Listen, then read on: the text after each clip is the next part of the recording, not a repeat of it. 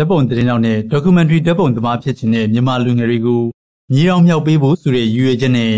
မြန်မာနိုင်ငံအနှံ့တစ်နှစ်လုံးသင်တန်းပေးခဲ့ပြီးသင်တန်းသား250တဲကအကောင်းဆုံးဖိုတိုအစီအရီကို February 13 ရက်ကစပြီး9ရက်ကြာကျင်းပမယ်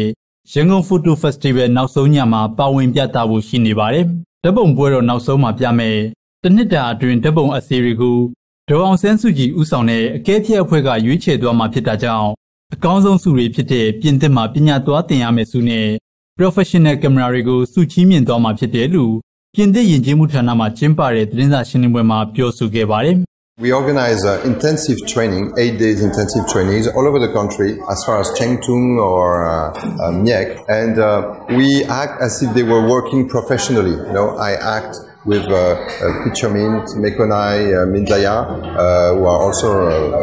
Myanmar photographers, but we've been trained already. We act as if we were editor-in-chief, and we give an assignment to these people, and they have 8 days to produce it in professional conditions with a deadline. And we push them hard. You know, they have to work day and night until they produce a photo essay of professional quality. ရန်ကုန်ဓာတ်ပုံပွဲတော်ကိုကျင်းပတဲ့ရည်ရွယ်ချက်က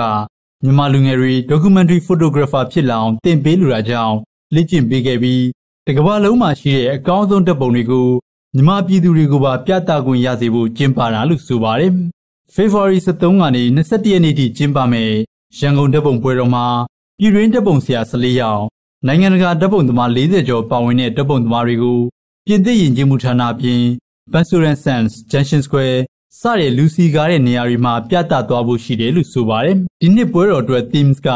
မြစ်တာဖြစ်ပြီးဗိုလ်ချုပ်အောင်ဆန်းနှစ်တရာပြည့်မွေးနေ့နဲ့လည်းတိုက်ဆိုင်နေတာမို့နိုင်ငံခေါင်းဆောင်ကြီးနဲ့ပြည်သူတွေကြားက